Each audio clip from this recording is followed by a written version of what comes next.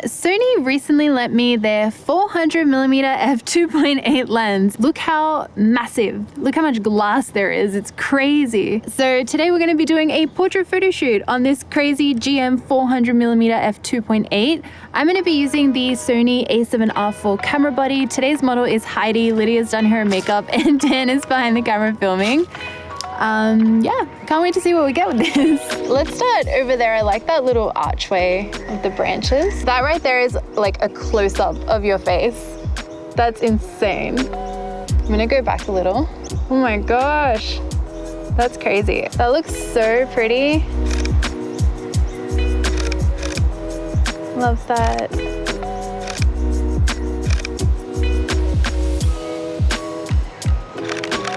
That looks so good over your shoulder. If you stand just here, let me move this branch. Even a little step that way, just so you're, yeah, slightly away from that branch. And I wanna get some like close-up portraits here. So this is like from here to here. Lovely. You can bring like your hands into the frame as well, like maybe, yeah, like that, or tucking your hair behind your ears. Oh my gosh, that looks amazing.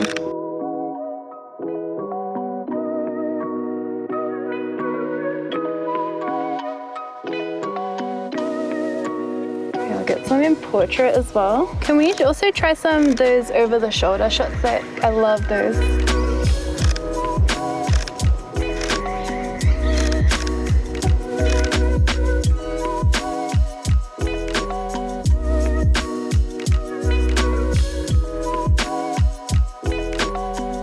Love that. Oh my god, my arms.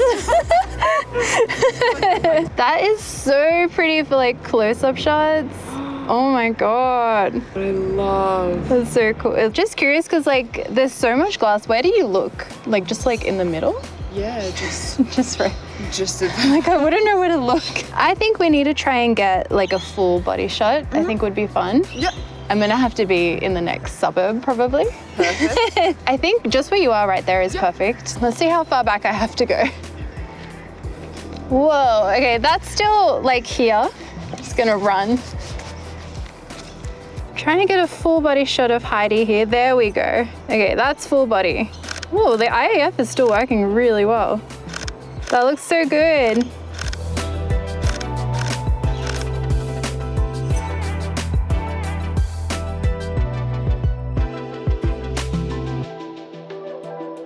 So I want to shoot some landscape shots here as well. So I think if you have your arms out, you can swing them out a little to fill the frame would be cool.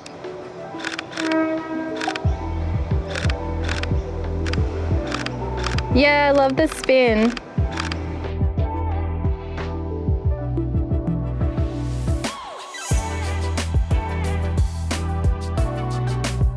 All right, amazing. So ridiculous. So the next thing I want to try and get some very backlit photos, maybe with some lens flare, and I see a really good spot here with the trees. You could stand maybe just here kind of next to the leaves. Now that I have my bearings with this lens, I want to focus on capturing some beautiful portraits, and I'm doing my best to pick locations where we'll be able to see a lot of bokeh in the background. I was using this lens mostly for landscape, wildlife, and moon photography during the time I was borrowing it, so I do have a gimbal head for a tripod that I was considering using for this portrait session, but I decided to handhold this lens instead. I prefer to be more free with my movement when taking portraits, so handholding the camera is the easiest way for me to do that.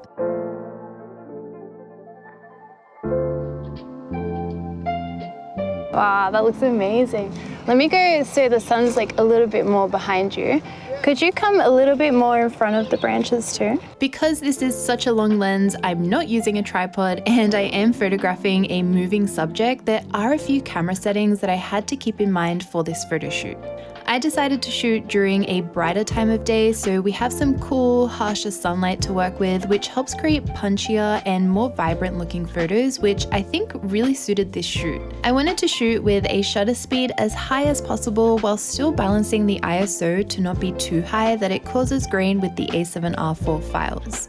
Usually, the longer your focal length, the faster your shutter speed needs to be to avoid motion blur.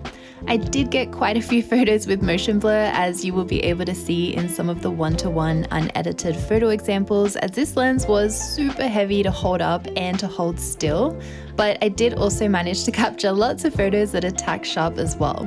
By the way, if you're enjoying this video, please subscribe to my channel to see more photoshoot behind the scenes. And then should we try a sitting down one as well, do you reckon? I think just there, the lighting is so perfect in that spot. All right, that looks amazing there.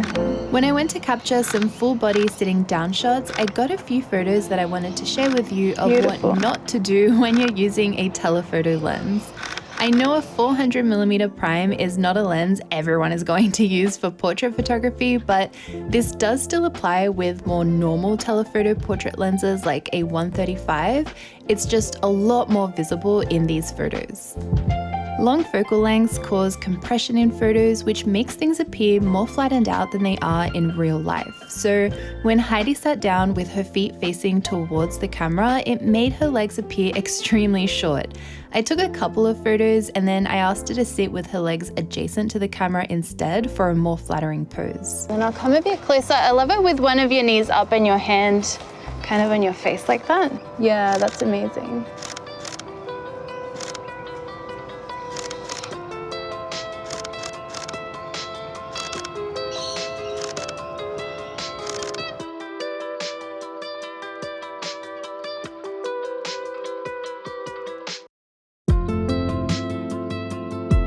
And then I also want to try and get as close, like as a close-up as I possibly can as well. Whoa, okay, so that is like just your face in the frame. That looks so cool. Oh, that looks really nice, yeah, with your face angled like that, it's beautiful. And can we do a couple with your hand, just like resting your face in your hand?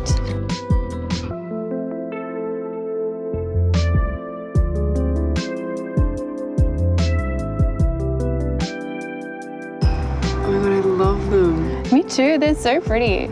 Like, I know this is a wildlife lens, but it looks so good for portraits. I also wanted to do one more shot of you sitting on like the tree roots that are there because they look really cool. Oh, that's so nice there. It looks so luscious, like very foresty. All the photos in this sunnier part of the location are edited with my earthy Lightroom preset pack, and I also use the frequency separation method to retouch in Photoshop afterwards. With a camera like the A7R4, you have a lot of details that you can see in the files since the images are very high resolution. And I'll try and get one more full body shot if you wanted to put your feet on maybe the trunk of the tree as well. Is he coming for you? Next, I wanted to move into a darker area of our location to capture a moodier feeling to our portraits, and I edited the rest of these photos with my Florence Lightroom preset pack, which gives the images a little more of a film look. A little closer up. So I'll come in for a bit of a closer up shot.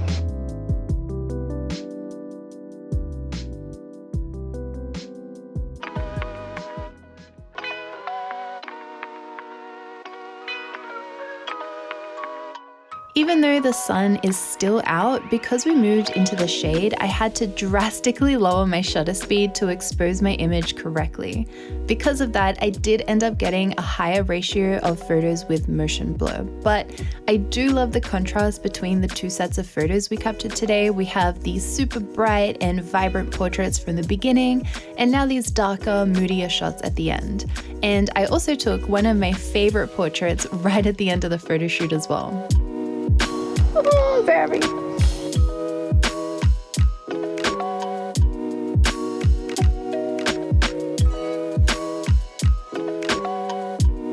So that's all I have for today's photo shoot with this crazy lens. I really hope you enjoyed watching that and seeing what the photos look like.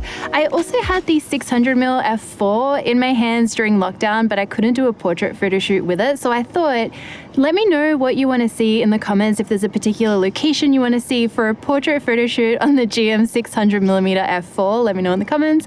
But as always, thank you so much for watching. I make new videos every single week, so I will see you all next time. Bye.